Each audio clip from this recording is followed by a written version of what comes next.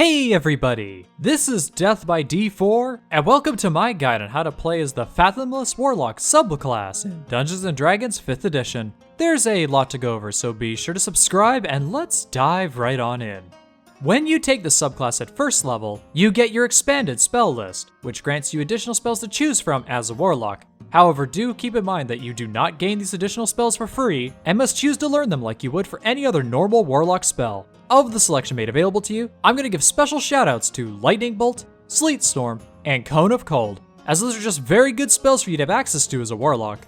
You also get Tentacle of the Deep at first level, which allows you to summon a Spectral Tentacle as a bonus action for up to 1 minute. The tentacle has a reach of 10 feet and can be used to make melee spell attacks, dealing 1d8 cold damage and reducing the target's speed by 10 feet until the start of your next turn. You can then use your bonus action to move the tentacle up to 30 feet and repeat the attack. The power of this feature increases to 2d8 at 10th level, and you can use this a number of times equal to your proficiency bonus, recharging after a long rest. I'm not gonna lie, but this is a pretty useful feature for you to get in general, especially for only first level. After all, not only does this feature allow you to use your bonus action to deal additional damage to your enemies, but you can also use it to slow them down, allowing you to then very easily keep them in check. All in all, an absolutely fantastic feature for you to get, and one that I'd highly recommend planning around when creating your character.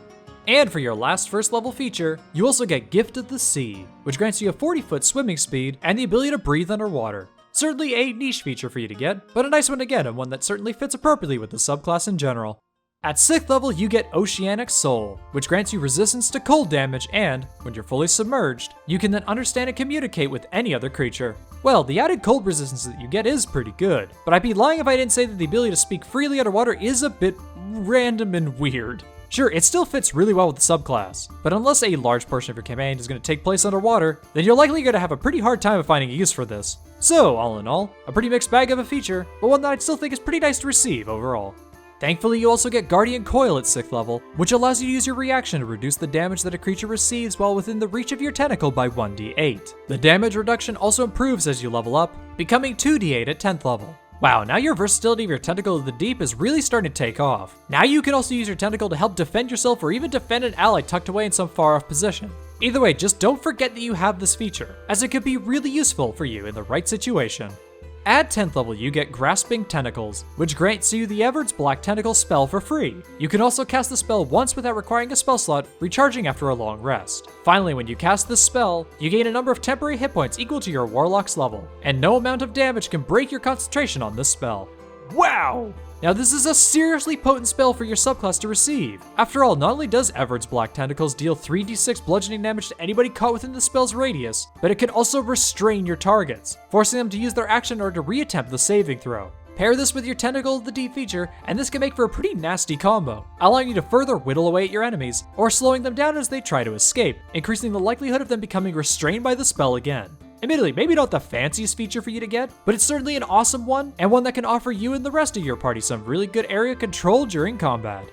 Finally, at 14th level, you get Fathomless Plunge, which allows you to use your action to teleport yourself and up to 5 willing creatures that you can see within 30 feet of you to within 30 feet of a body of water that you've seen within 1 mile, recharging after a short or long rest. Though the specifications of the spell are a bit limiting, the fact that the spell is basically just an instant get-out-of-jail-free card for you and your allies is kind of incredible, as you could very easily use this feature in order to safely pull yourself and your allies away from danger. That's it, I'd be lying if I did say this also makes for a pretty disappointing capstone feature for this particular subclass. All in all, certainly not a bad feature by any stretch of the imagination, but certainly a niche one that could be clutch given the right situation. Alright, that does it for all the subclass features. Now on to just a few of my own personal recommendations concerning it. When you're picking a race for your Fathomless Warlock, I would just highly recommend not playing as a CL4 or Triton, as a whole bunch of features shared across both of these races are already featured within this particular subclass. So, despite how thematically appropriate it may seem, you would just be doing yourself a lot of favors by picking something else entirely.